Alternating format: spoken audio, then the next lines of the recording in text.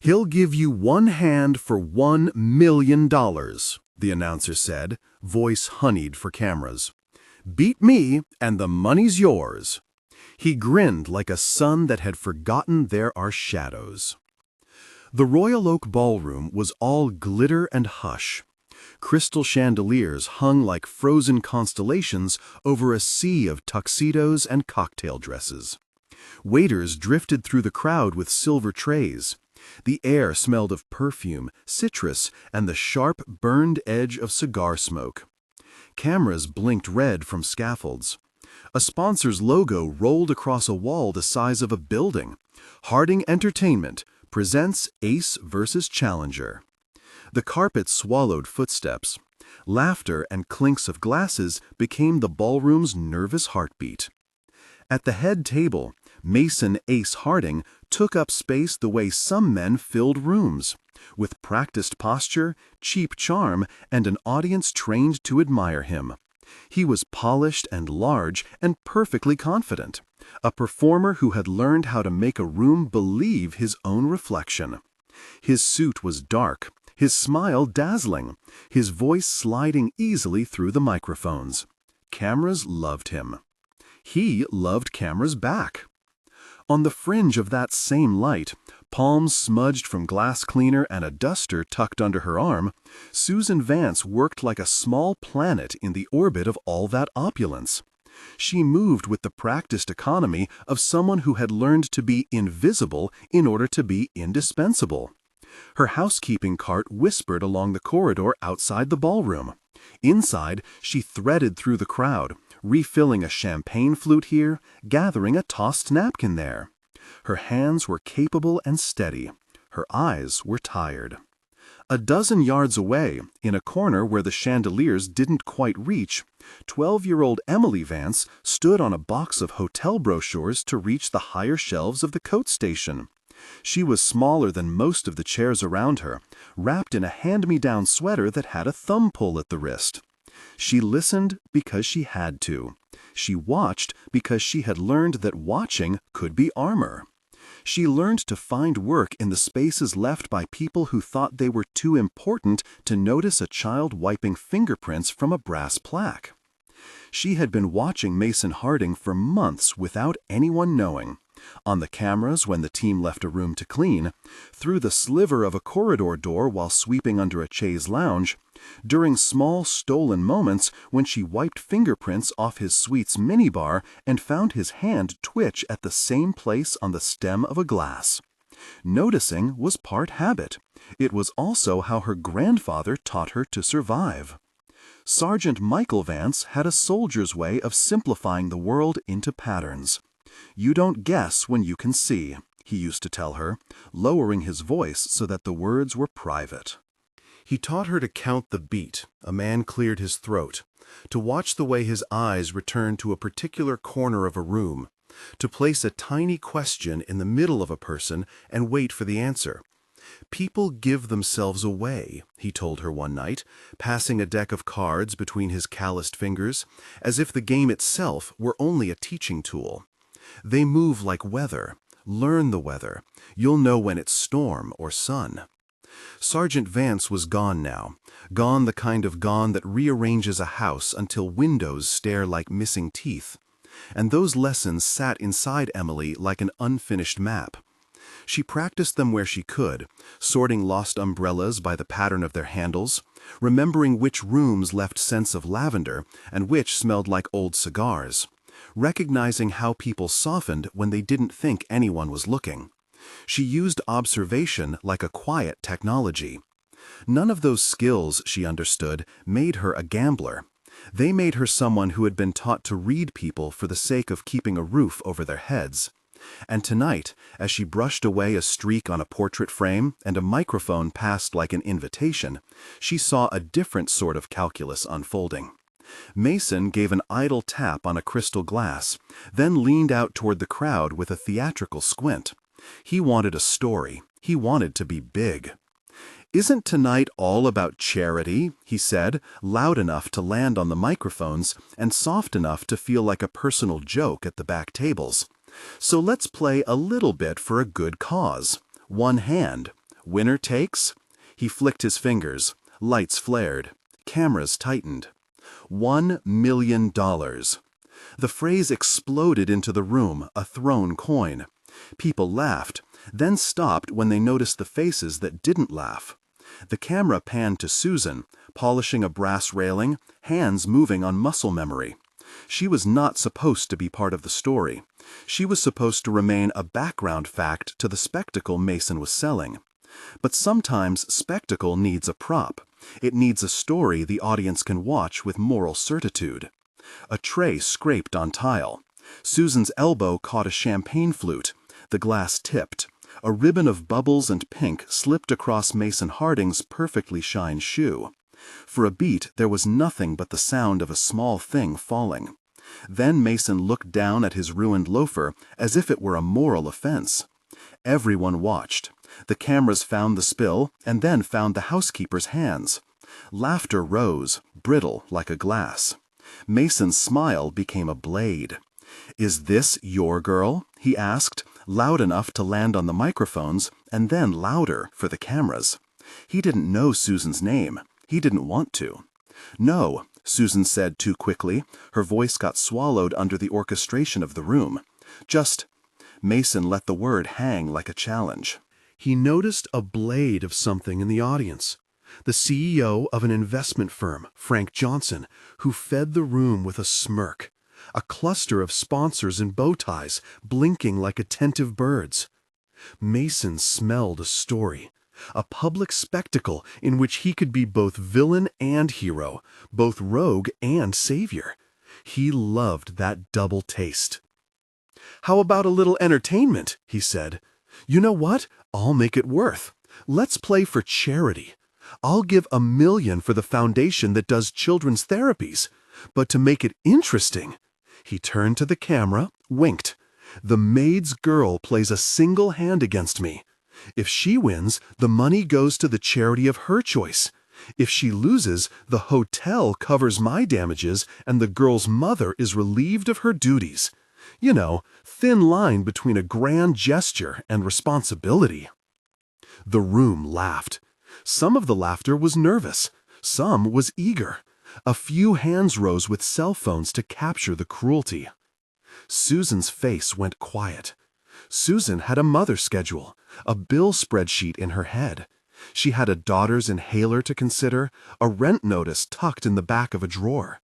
In the stacked ledger of what a family needed, one lost paycheck could mean a domino of things. Susan felt her throat tighten like a fist.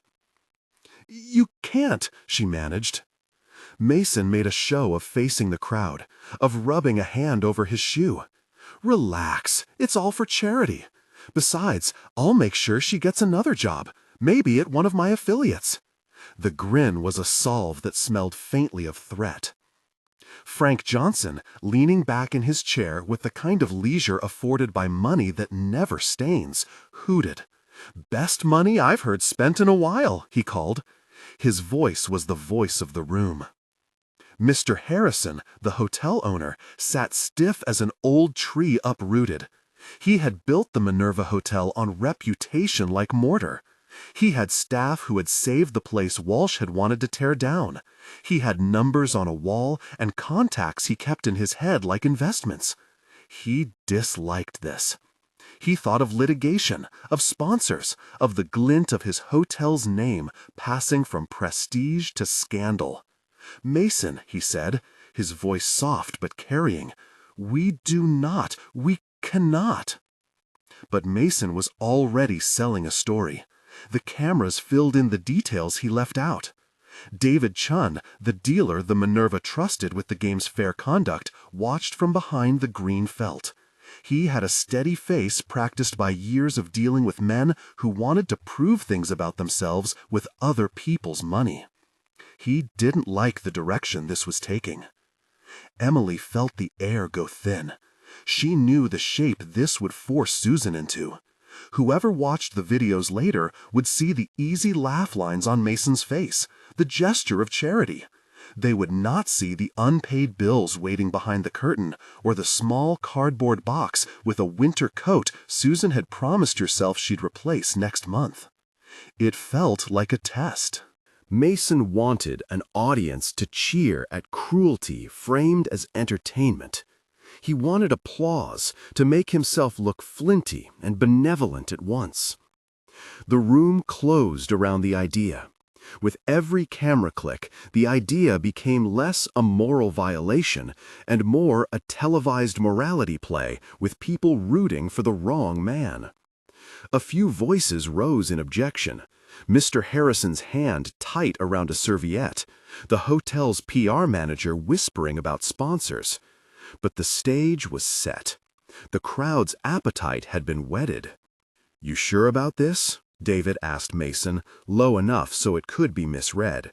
He slid a new deck across the felt, the paper whispering as it moved. "Positive," Mason said. His voice showed no doubt. He enjoyed the leverage. "The girl plays a hand," Mr. Harrison said. He sounded like a man reading the only option after the room had already chosen everything else. "If she refuses, there's no trouble?" "Refuses?" Mason looked almost puzzled. "Come on, this is for charity. The cameras, Mr. Harrison, the good publicity." His eyes skimmed over Susan, then landed on Emily, who was still standing by the coat station, fingers white on the brochure box. Emily had never sat at a poker table. She had never put a chip into a pot that represented someone's future. But she had sat in a lot of rooms where decisions were made about people who counted as props. And when the room's appetite looked at her like a target, instinct did what it always did. It made her small, then steady. The producer on the dais leaned into his headset, talking too fast about camera angles. The sponsors leaned forward, tasting the show. Someone in the crowd shouted, "Make it interesting," as if daring Mason to be crueler. Susan stepped forward before anyone could hear the thought she was trying to form. Her voice shook. "Emily." Emily turned. She could have run away then, back to the staff corridor, away from lights and the smell of money. Her grandfather had told her that sometimes the best move was to fade into the background, to survive. She thought of bills, of the sound of an inhaler when it was empty, of nights when the heater coughed and Susan spread a blanket like an apology. She thought of how small acts add up to a life. She felt herself step toward the table without letting her eyes leave Mason's face. She kept her voice low. "I'll play," she said. There was a sudden silence like a drawn breath before the fall. Cameras turned. Someone clapped because it felt like the right noise. "Bring the chair," Mason said with a showman's flourish, as if the act of seating her were part of the entertainment budget. A small folding chair slid into place beneath her. It scraped in a sound that seemed louder than all the chatter. David set the felt between them. "No stakes beyond this table," he said, to be clear. "We follow house rules." Mason's smile shifted. "Of course, house rules." He looked at the camera and winked, an actor who thought himself in control. Emily climbed onto the chair and sat as if she had been doing this all her life. She felt absurd for a second, child in a grown-up theater, but then she closed her mouth and opened her eyes. Patterns, weather, her grandfather's voice. She watched Mason. He moved in a way she had cleaned around 100 times. He rubbed the ring from finger to thumb when he thought someone would look for bravado. He cleared his throat twice after he lied. He laughed loud when a hand was about to fold across a table. She cataloged these like a list of possible exits. The dealer shuffled. Chips were placed in the center, reds, blues, a large plaque for the night's charity. A cameraman focused through a lens the size of a small moon. A microphone hovered near Mason's collar, hungry for commentary. "One hand," Mason said. "Winner takes—" "$1 million," the room chorused. "All the money goes to the foundation if she wins," Mason said. "If she loses, the hotel relieves her mother of her duties. Nothing personal." It was personal. "Deal," David said. He tapped the deck. His hands were precise and patient. Emily felt the felt beneath her palms. The table smelled faintly of old leather and aftershave. She had a cardboard box of brochures under her feet like a map she could step off. In the back of her mind, a small voice asked if this was brave or foolish. In the front of her mind, Sergeant Vance's voice said, "You don't guess when you can see." She didn't ask for cards. She didn't look down. She pushed all the small chips she had, the few dollar chips the hotel had given her as a courtesy to sit at the edge of the table, into the center. The move was simple and startling. It made the room blink. "You can't," Susan cried, nearly breaking in the moment. "Emily!" David's fingers paused on the deck. "Are you sure?" he asked Emily. There was a question inside that sounded like caution. He was a dealer trained to protect the fairness of the game. He wasn't a guardian, but he was a rule keeper. Emily nodded once. "Yes," she said. Her voice was small but even. She had not asked for this, but once it was here, she would use what she had.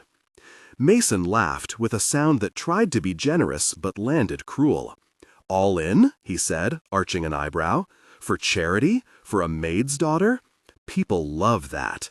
Makes me look like a saint, or a villain with a halo." "All in," Emily echoed. Her hand didn't shake. Mason tapped his chips with the index finger of his left hand. He called the camera over and made a ritual of pushing his own stack into the center.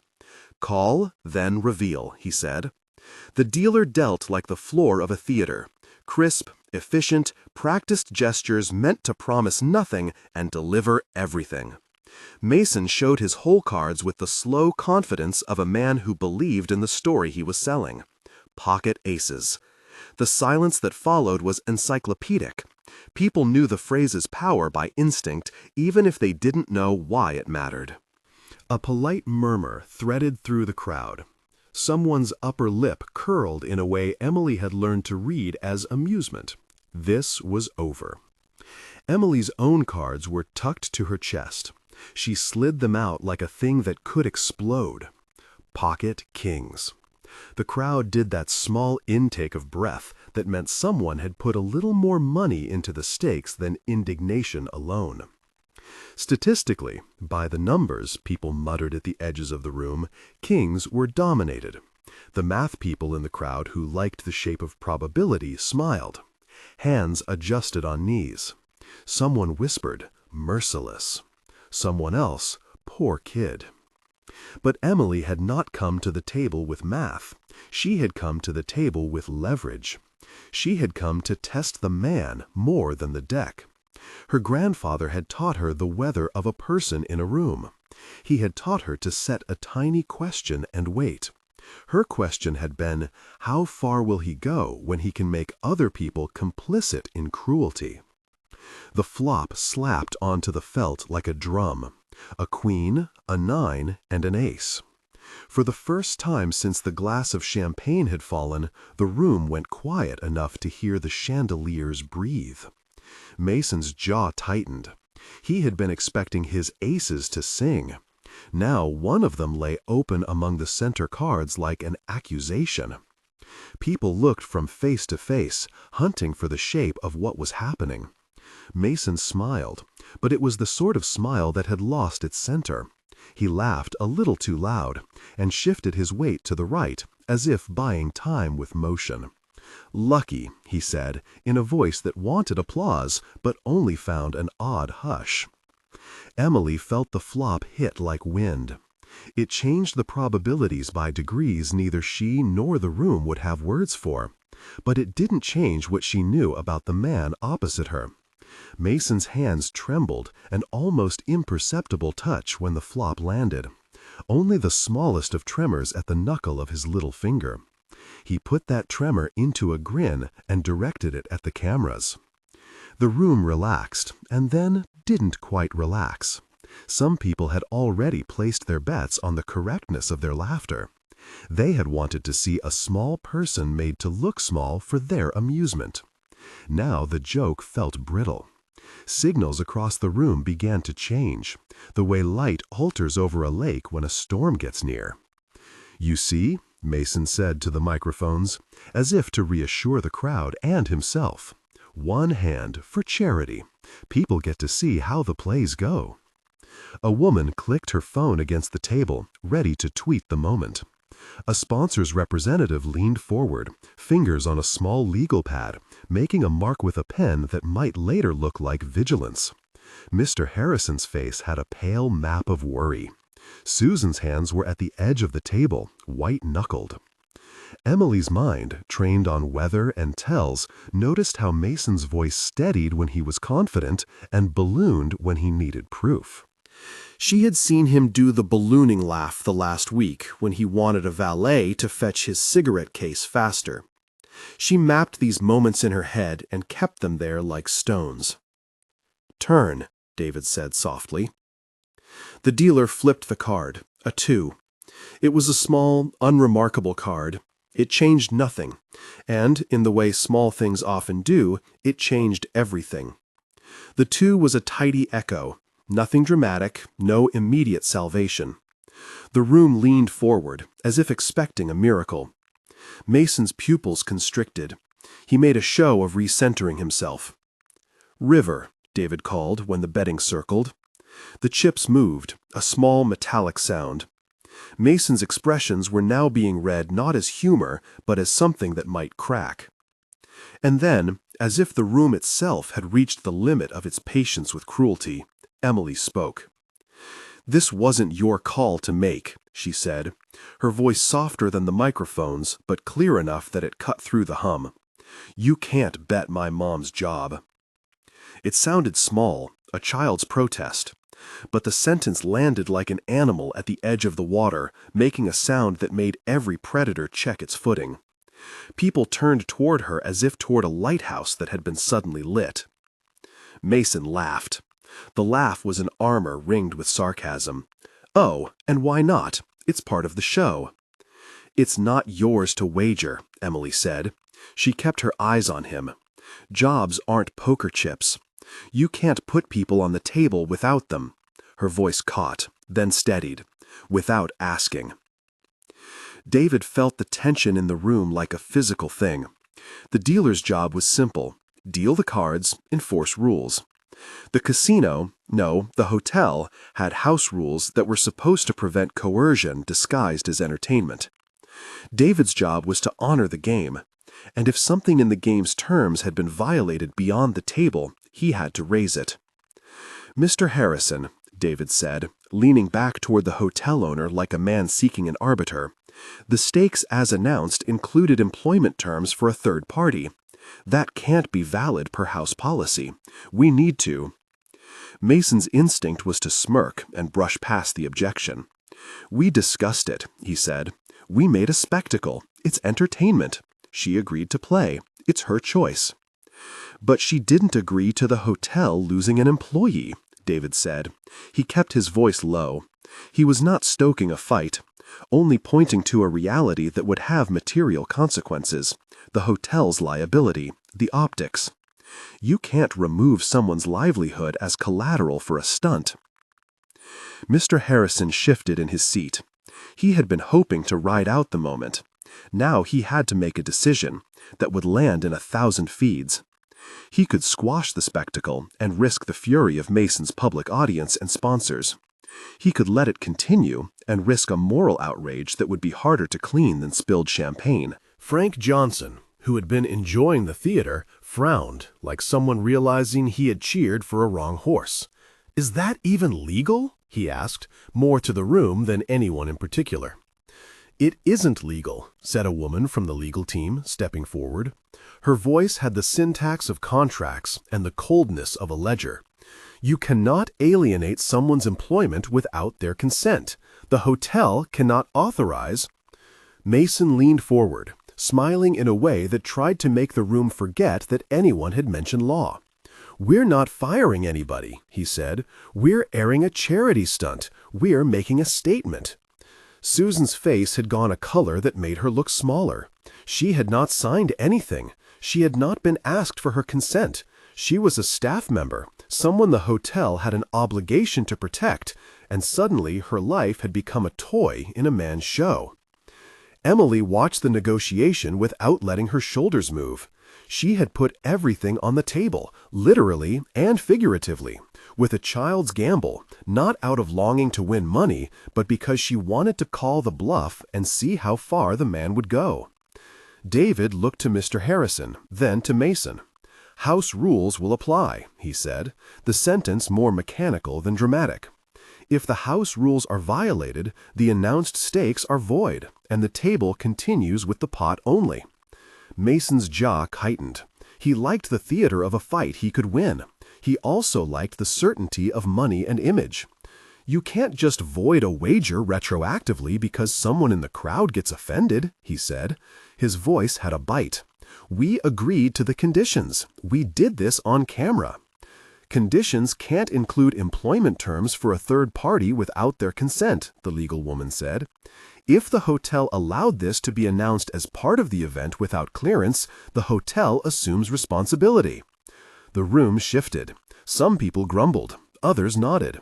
A camera crew whispered into its headset, red lights blinking. Frank Johnson, who had been a mocking presence, now found his cheap laugh stuck somewhere behind his teeth. Mason's smile dropped. For the first time since he had stepped into the Royal Oak, he looked like a man who had overestimated the durability of his performance. "You'd void the wager?" he said, stepping out of his role into irritation. "Fine, then you remove the pot from charity. We play for the chips. No cameras, no million. Fine. Or we continue under the terms as announced. The winner takes the pot. What do you say? Are you making the rules now?" David held the felt between them like a thin promise. "The house enforces its rules," he said. "We will not allow terms that coerce a third party's employment." Mason slammed his palm flat on the table. "You're a dealer," he snapped. "My sponsor will call your manager. Do you want the hotel's reputation ruined? This is a live event." We can't just. Live event sounded to Emily like bargaining chips being thrown in a game that had moved beyond the table. Cameras rolled. Someone in the crowd chastised the hotel for caving. An apartment door 3 blocks over had a family listening to a feed on their phone, eyes widening. The moment was cancerous with attention. Mr. Harrison folded his hands as if praying to a ledger. "If the house rules were not followed in the announcement," he said, his voice weary with the cost of decisions, "then the hotel will make it right. We cannot allow employment to be wagered as a spectacle. That was never our policy." Mason's face hardened into something more brittle than anger, something like panic with a performer's skin. "You can't be serious," he said. "My sponsors paid for this evening's production. The cameras, the lights." "Then we discuss sponsor obligations in private," Mr. Harrison said. He sounded like a man who had been forced to swallow a live lemon. "But on the floor, we do not support coerced employment as collateral for entertainment." Applause erupted briefly from pockets of the room in a way that felt less like celebration than release. Susan exhaled as if someone had opened a window. But Mason was not a man who melted under a breeze. He had built himself on reinvention and on the power to make people look and then look away. He had built an immunity to small moral judgments. He now swung outward. "No," he said. "You void the part about the job. You leave the charity. Then we finish the hand, full broadcast, sponsor deals kick in, and we move on." He spoke like a man who believed that if the moral integrity of an act could be negotiated away with enough applause, the problem would vanish. David's jaw worked in a way that made him look less like a dealer and more like someone trying to keep a knife from cutting the room. "If you insist on continuing under terms that were not cleared, we'll remove cameras and play for the pot only," he said. "House policy." Mason's face flushed under the lights. He paced the edge of the show like a predator listening for a sound. "You're blackmailing me with policy," he spat. "You're meddling with my show." "You're the one who put someone else's livelihood at stake," Mr. Harrison said.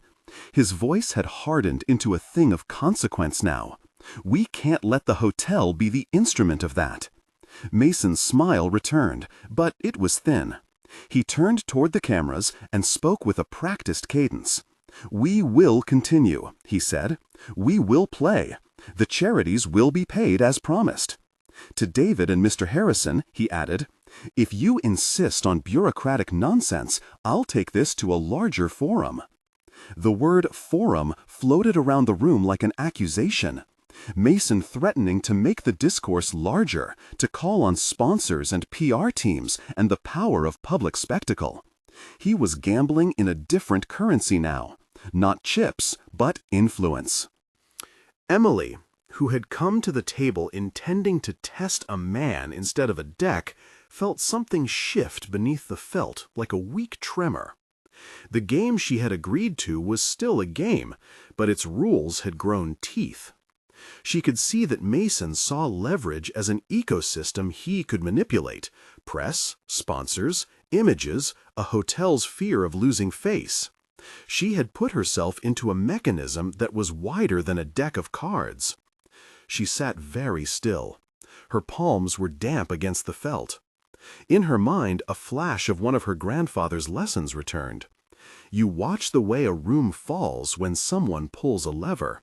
It shows you not just the man who pulled it, but the people who clapped. "Do you want to keep playing?" she asked quietly, but the microphones caught the word as though it were an explosion. Mason blinked.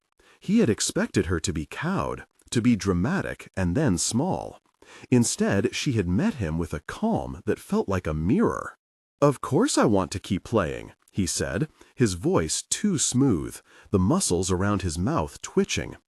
"This is the point, the spectacle, the poker." "Then the house sets the rules," Emily said. "No employment as collateral. You can keep the charity, but you can't make my mom pay for your show." The room wavered between shock and a kind of admiration. People like a clean narrative: hero, villain, stakes. They loved a child who called out a bully. They loved redemption. They loved scandal. They loved spectacle. Mason's eyelids narrowed. He jabbed a finger toward the center of the felt, as if pointing could pin a moment in place. "Fine," he said. "No employment stakes. We continue. But we play for the money. The cameras stay. The audience stays." Mr. Harrison opened his mouth, then closed it. He had, whether he liked it or not, signed the hotel's name across a public moment. He had to decide which risk to take. He had to weigh the hotel's ledger of legal liability against the damage of a celebrity running amok in the public eye and a scandal eroding the maneuver's reputation. The dealer pushed the cards toward the center like a white flag. Cameras hovered. Some sponsors whispered to aides with small phones. The room smelled suddenly of the citrus cleaner Emily used on the brass, cleaner that couldn't entirely erase whatever stain had been cast. "Let's play," Mr. Harrison said finally, like a man lowering a hand for a bid. His voice suggested that he had found the lesser of two public evils. "We continue under the house rules." Mason's grin returned with the speed of someone who had been given the green light to pretend everything was as performative as he'd always intended. He leaned back, palms spread like someone about to conduct applause. David slid the deck new and played like a man with his own code. The chips at the center of the table, placed there by celebrity and desperation, carried a gravity now that was both money and message. Emily tamped down emotion and focused on the man across from her. She had already seen the weather. She had watched his laughter stretch when he wanted something and pull back into silence when he felt pressure. She had seen the way his hands moved. She did not peek at her cards again. She did not need to. Her play had always been less about the deck and more about what a man would do when pushed. The hand she had offered was a question that now had answers fed to it by the world. Mason inhaled as if taking in the stage. For a moment, he looked like a man who had never been told he was anything less than luminous. Then the dealer placed the next card on the table. The turn card was revealed. The river lay still in the deck, a small rectangle of possible fate. Around them, the audience breathed as if in ritual. The night had become a thing of two kinds: Those who wanted to see a bully stopped, and those who wanted to keep watching him shine. Emily kept her face unreadable. In the back of her mind, she could hear her grandfather's voice counting time. You don't guess when you can see. You don't play merely for the cards. If the weather of the room is a hurricane, the deck is only a detail.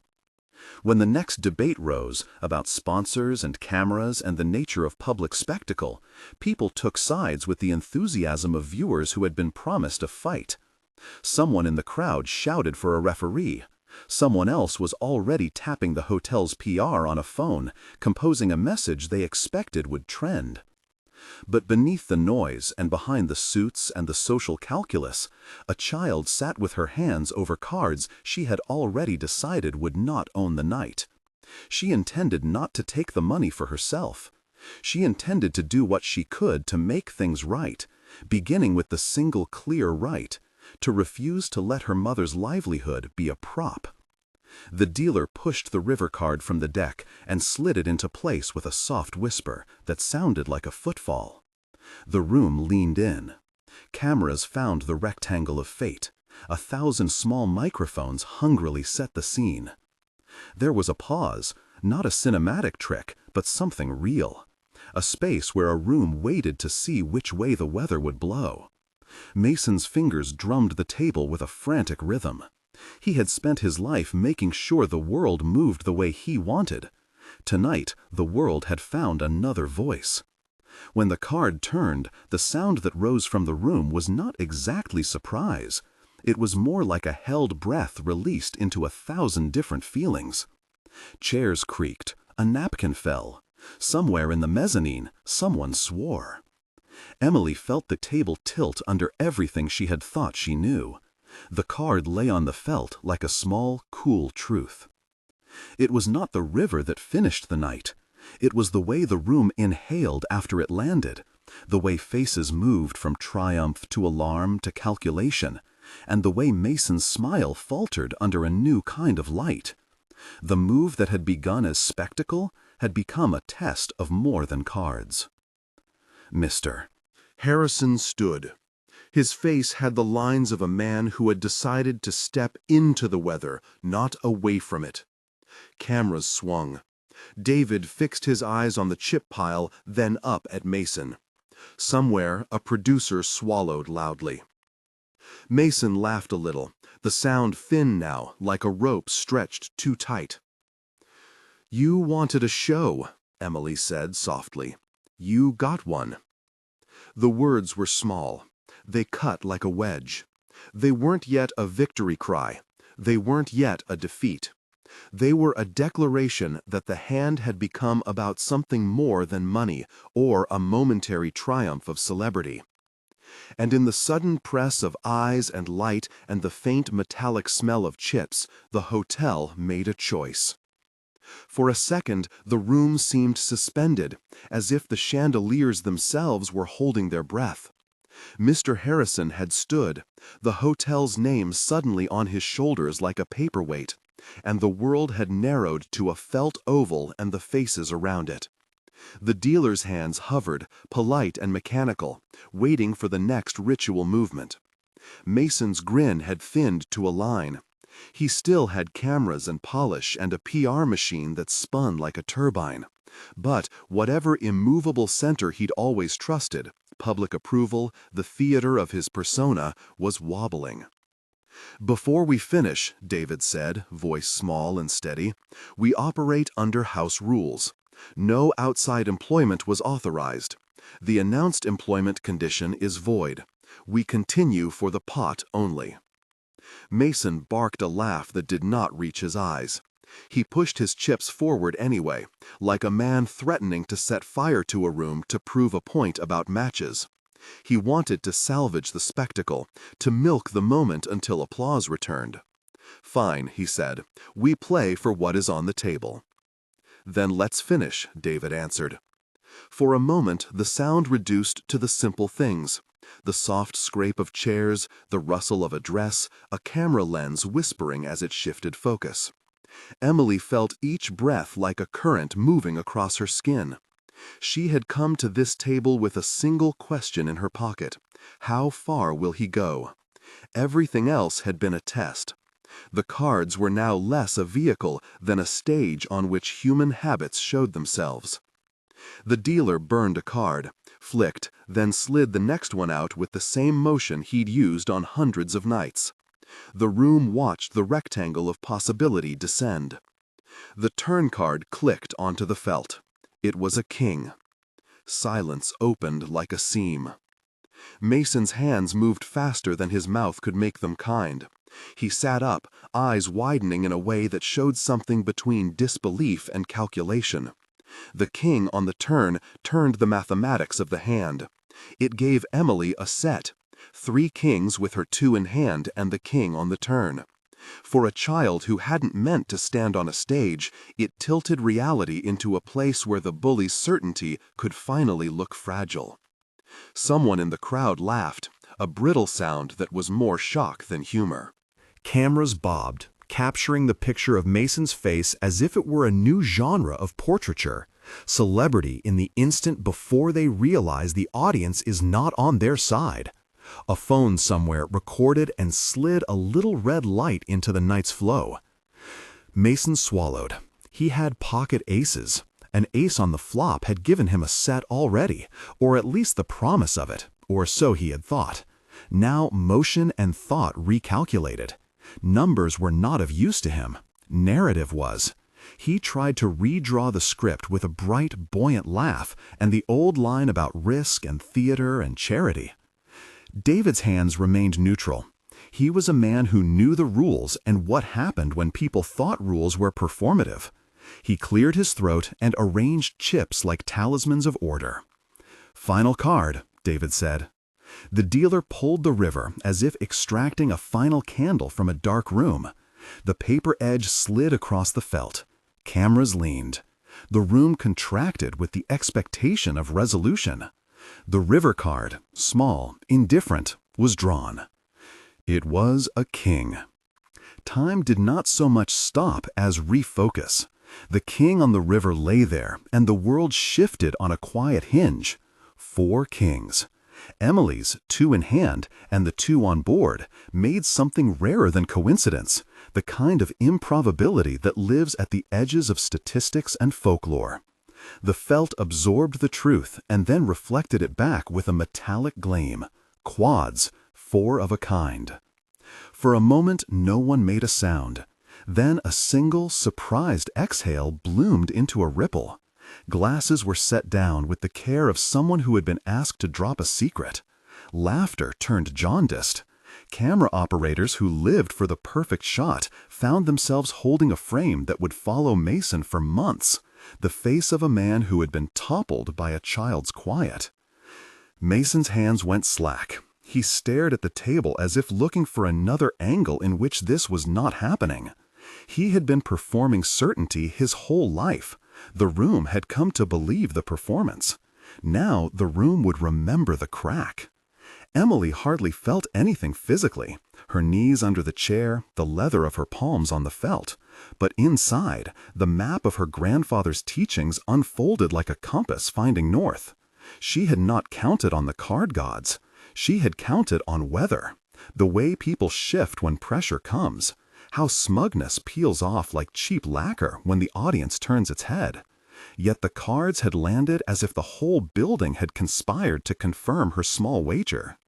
"Showdown," David said, voice level. He tilted his chin at Mason. Mason made an odd, jagged smile and flicked his cards up, as if the motion were automatic. Ace, ace.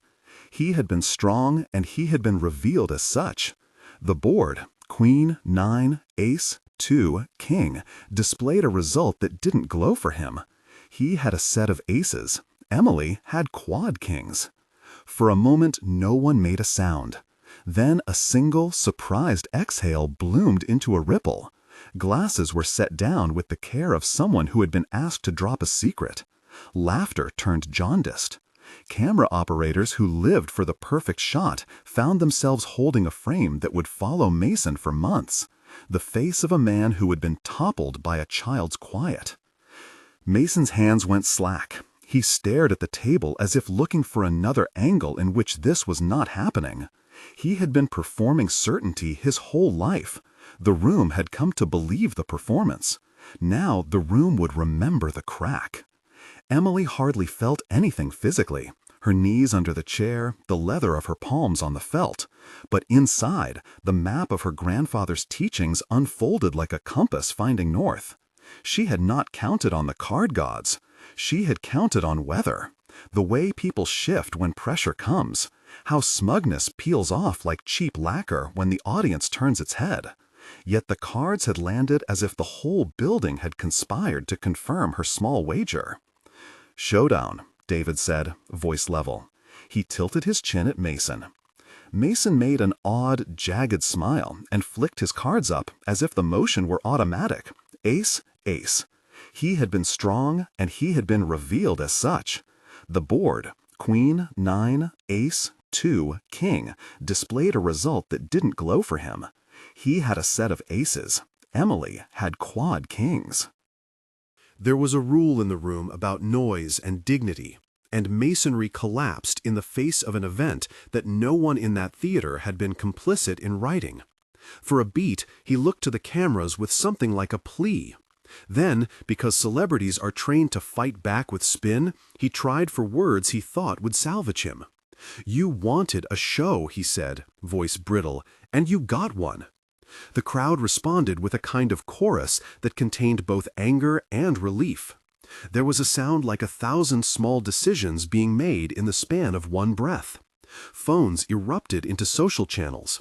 A dozen thumbs started to type sentences that would frame the evening for strangers who would never know the smell of the felt or the taste of the air. Mason's sponsors began to compute. David raked the pot with practiced hands, moving the chips as if placing them into their narrative shape.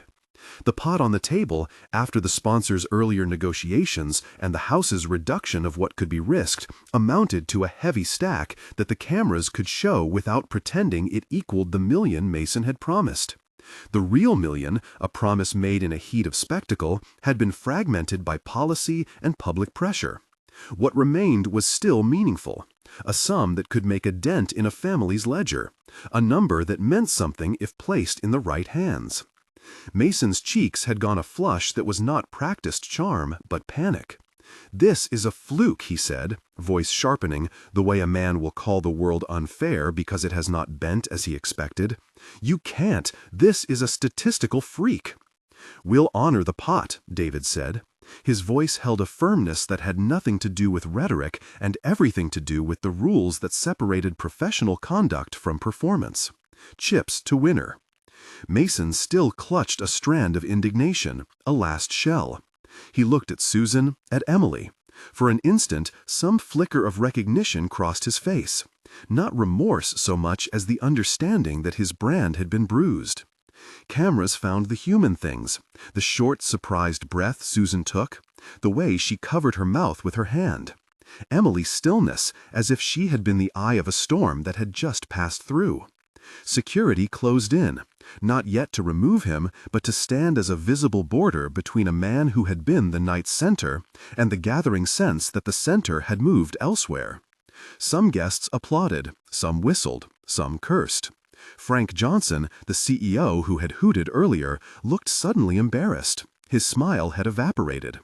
He tapped a message into his phone, perhaps a private rebuke, perhaps just a note to himself that he'd misjudged the night's virtue. Mr. Harrison exhaled and then stepped forward. He crossed the gap and knelt, not in supplication but in practical urgency, before Susan and Emily. The hotel owner had the look of a man who had been given an opportunity to put something right. "I'm so sorry," he said, voice low and direct. "This should not have happened. We will make it right." He looked toward Mason, then to David, then out at the cameras. "Mr. Harding," he said, speaking with the soft gravity of someone who manages both reputation and consequence, "the house rules were plain. You turned an employee into spectacle. That's unacceptable." Mason, who had been gasping for breath like a swimmer pulled at sea, tried to rally one last performance. "Publicity," he said.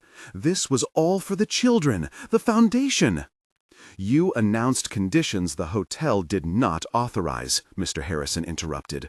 "We will pay any legitimate expenses caused by tonight. We will not let an employee be used as collateral. That is our position." The legal team that had hovered in the background now became a visible presence, unfurling the formalities that Mr. Harrison would live by. A producer whispered into an earpiece and then passed instructions to a camera operator. The sponsor representative, who had earlier leaned forward with pen poised, looked suddenly like someone calculating damage control. The room, which had been an arena for spectacle, had become an astringent tribunal of public conscience. Mason's manager arrived in a flurry, palms shiny with sweat and talk of contracts. It mattered in that instant less what he said and more that he had to say anything. The optics were the thing he feared most. In the weeks that followed, the clip of Emily's hand rising, the river card slamming down into the felt, and Mason's hairline of a grin collapsing would be played and replayed. Sponsors quietly issued statements about charitable intent and sponsorships under review. Harding Entertainment found communications teams deploying phrases like deep concern and internal review, as if the right words could paper over what cameras had shown. No arrests were made, no lawsuits took immediate shape from the night itself.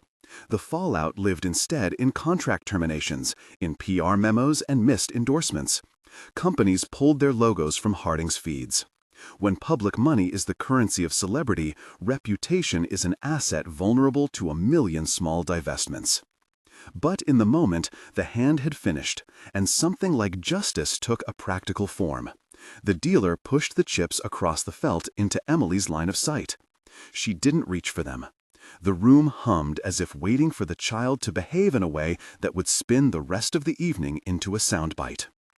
Emily's first movement was to look at Susan. The child's face had the focus of someone reading a map she had practiced tracing in her mind. Bills, inhalers, the month when rent was due. Her hands were steady when she lifted them, though they trembled like wings on papers. She pushed the largest stack toward David, where the charity plaque sat gleaming. "No," she said quietly. "I want it to go to the foundation, to children's therapy. For kids who need gloves and rooms that don't smell like this." Her fingers touched Susan's hand briefly, an ordinary touch that moved through the room like a current. She gestured to the pile and then looked up. "But there's another thing. My mom, she shouldn't lose her job because someone wanted a show." Mr. Harrison sprang forward, taken by the clarity of the child's priorities. He had seen worse PR disasters, but he had not been a man his staff would remember as complicit in one. "We will compensate you for any immediate expenses," he said. "Medical bills that have accrued. The hotel will cover the inhaler, the rent for the next 3 months, and a scholarship for Emily. And we will ensure Susan's position is secure." It was a practical, not theatrical salvation, a check on a ledger, a promise with signatures to follow, a quiet arrangement made in the lobby of a room that had been loud. Mr. Harrison's voice carried the weight of a man unwilling to let an institution be used as a weapon against those it employed. Mason's manager, chest heaving, began to spin. He had to calm networks, mend sponsor bridges, find defense. In public, however, few would accept the neatness of his excuses. The spectacle had backfired. The same cameras that built him would now amplify every retreat. Harding's Instagram would post a message about humility. Mason himself would later post a short apology in the language of regret that reads like a PR template. The difference between genuine remorse and brand triage would be left to historians of internet outrage. In the champagne haze beyond the table, a reporter whispered into a recorder, and a feed veered toward human shape. Frank Johnson, who had earlier laughed, now stood awkward as a man who had been caught applauding cruelty and not quite sure what to do with his hands. He approached slowly and offered a capsule of contrition that felt small and necessary. "I misjudged," he said. "I shouldn't have laughed." David stayed at the table, the dealer who had kept the night's integrity like a battered baton. People around him now called him by his name, not just as a functionary, but as someone who had refused to let an event become a legal and moral void. He handed the charity plaque to a man from the foundation who had been invited to the event to begin with, his face pinched in the way mercy sometimes is when it's chaperoned by the wealthy. The foundation representative took the chips with a solemn bow and a promise to account for every cent. Cameras followed every step. When Emily stood, the lens focused on a child who had been invisible most nights, a child who had listened and watched the room and then chosen a different way to live in it. People in the mezzanine found themselves cheering spontaneously, a buoyant release that had nothing to do with celebrity and everything to do with human decency. Mason was escorted from the ballroom, not in the violent way that makes news, but in the quiet, humiliating manner of someone who has more to salvage than a single event. Security's hands were respectful but firm. He tried to press a last word through gritted teeth. The microphones turned away. The cameras recorded the exit like an obit for a self-made myth. Outside the Royal Oak, cars hummed and cell phones glowed. Within hours, the sequence would be dissected on live streams and opinion columns. Harding's upcoming events would be delayed as sponsors renegotiated terms. Mason Harding's brand would cost him in silence more than dollars, less in headline lawsuits than in the slow leak of trust. He would find offers rescinded. He would find fewer rooms open for him. It was not punishment decreed by law. It was social consequence by market, the way public taste functions as a really swift regulator. For Susan and Emily, the night ended not with an applause, but with a stack of envelopes and paper and signatures, management forms that turned intangible promises into practical instruments. Mr. Harrison met them at the hotel's small service entrance, where the flicker of the ballroom's chandeliers was a memory. He held a folded piece of paper, a check for immediate expenses and information about the scholarship program. "We can set you up with medical coverage for the inhaler," he said, "and the scholarship will guarantee a place if Emily wants to pursue any kind of study that would otherwise be impossible. Take time off, Susan. We will arrange that." Susan's hands trembled when she took the check. All night she had been the back of things, the muscle behind a hotel's shine. Now someone in a suit had spoken with the plainness of responsibility. She looked at Mr. Harrison with a gratitude that was not theatrical. "Thank you," she said. She broke off and hugged Emily with a kind of ferocity that made people in the service corridor look away. Later, outside under a strip of sky where the hotel's neon halo faded, journalists' vans idled, and the world's appetite turned to the footage. Clips of Emily pressing the chips to the charity plaque and her quiet insistence about her mother's job looped across networks with headlines that split opinion down predictable lines. Some commentators framed the evening as a spectacular reversal, others as a teachable moment about the ethics of entertainment. But the dominant thread was plain. An audience had watched spectacle, and when it had a choice, had opted to protect a family rather than reward a bully. In the days that followed, life rearranged itself along practical lines. The hotel's promises were kept to immediate effect. The inhaler was ordered, bills were paid, and the scholarship fund opened with a letter signed by Mr. Harrison offering a plan for Emily's education if she wanted it. "Take time off, Susan. We will arrange that." Susan's hands trembled when she took the check. All night she had been the back of things, the muscle behind a hotel's shine. Now someone in a suit had spoken with the plainness of responsibility. She looked at Mr. Harrison with a gratitude that was not theatrical. "Thank you," she said. She broke off and hugged Emily with a kind of ferocity that made people in the service corridor look away. Later, outside under a strip of sky where the hotel's neon halo faded, journalists' vans idled, and the world's appetite turned to the footage. Clips of Emily pressing the chips to the charity plaque and her quiet insistence about her mother's job looped across networks with headlines that split opinion down predictable lines. Some commentators framed the evening as a spectacular reversal, others as a teachable moment about the ethics of entertainment. But the dominant thread was plain. An audience had watched spectacle and, when it had a choice, had opted to protect a family rather than reward a bully. In the days that followed, life rearranged itself along practical lines. The hotel's promises were kept to immediate effect. The inhaler was ordered, bills were paid, and the scholarship fund opened with a letter signed by Mr. Harrison offering a plan for Emily's education if she wanted it. There were formal apologies on a press release from Harding Entertainment that read like a document written to soothe corporate partners. Mason's sponsors paused, some withdrew. His social feeds were filled with comments, some angry, many disappointed. He would take a series of interviews later in which he tried to put his actions somewhere between a mistake and theatrics. The interviews did not change the grain of the recording everyone had seen. Emily became, for a short while, an image people returned to, a child who had been visible for the first time before 1,000 strangers. But she refused the trappings. Reporters asked if she'd like to appear on talk shows, to lecture on courage, to monetize a moment she had never wanted. She declined. The money from the pot, after formalization and allocation to the charity in the hotel's accounting, was given. A public, documented transfer that made a dent in a foundation's finances and, more importantly, created a program for children needing therapy. Emily wanted the money to go where a child's hope could be turned into something practical. The footage that trended showed more than a good card. It showed a child who had read a room and acted like a person who had been taught not to value spectacle over another human's livelihood. She had, in a sense, already won before the river fell. The river made that win visible and dramatic.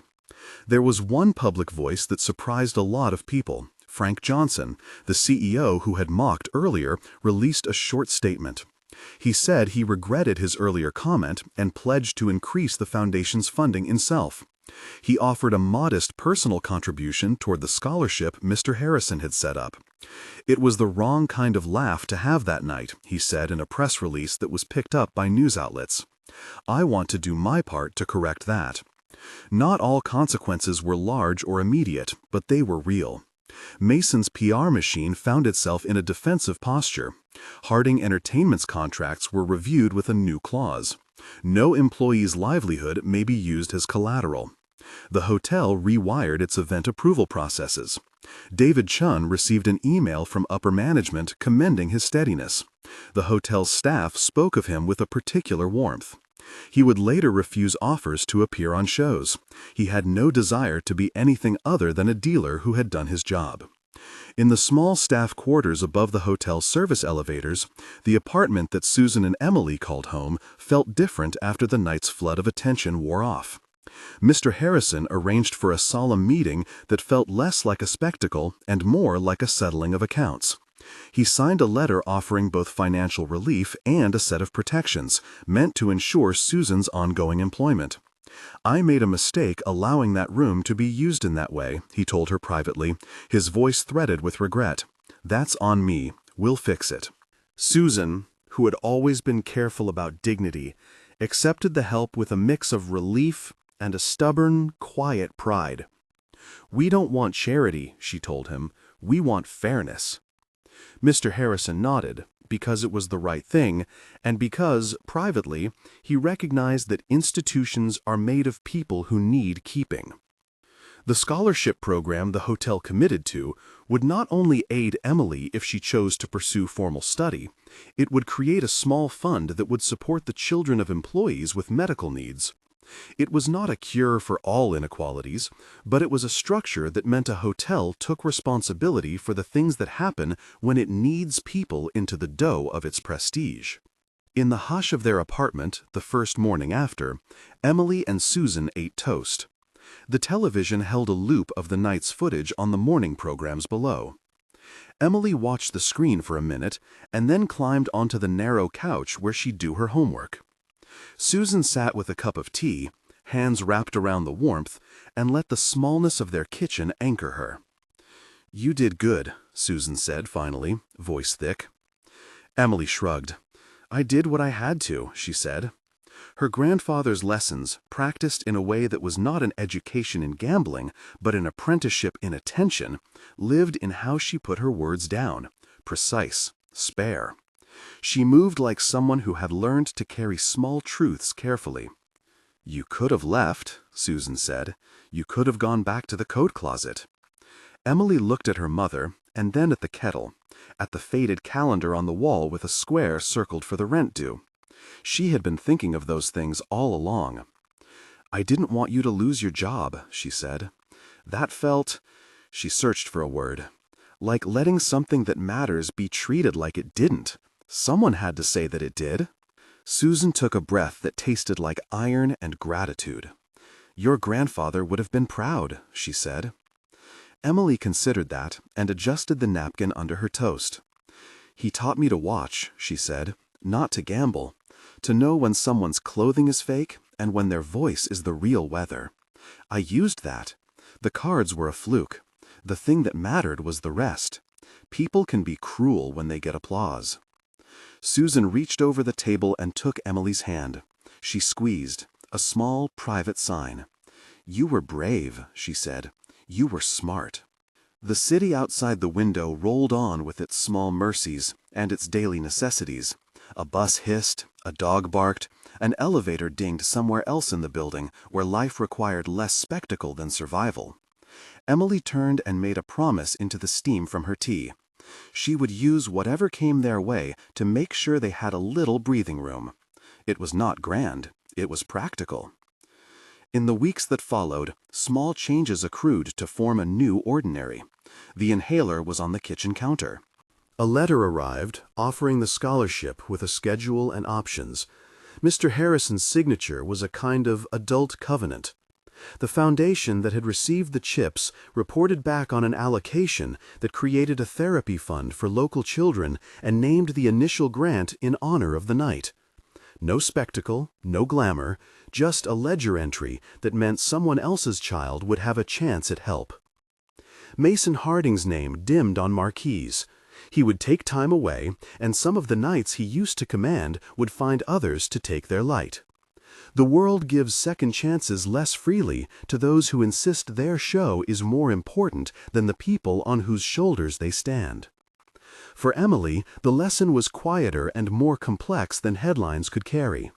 On a slow evening, she would sit at the kitchen table and shuffle a deck of cards she bought with the first small check Mr. Harrison sent, an honorarium for the disruption he had caused, signed with a note that read, "For the child who reminded us what a life is."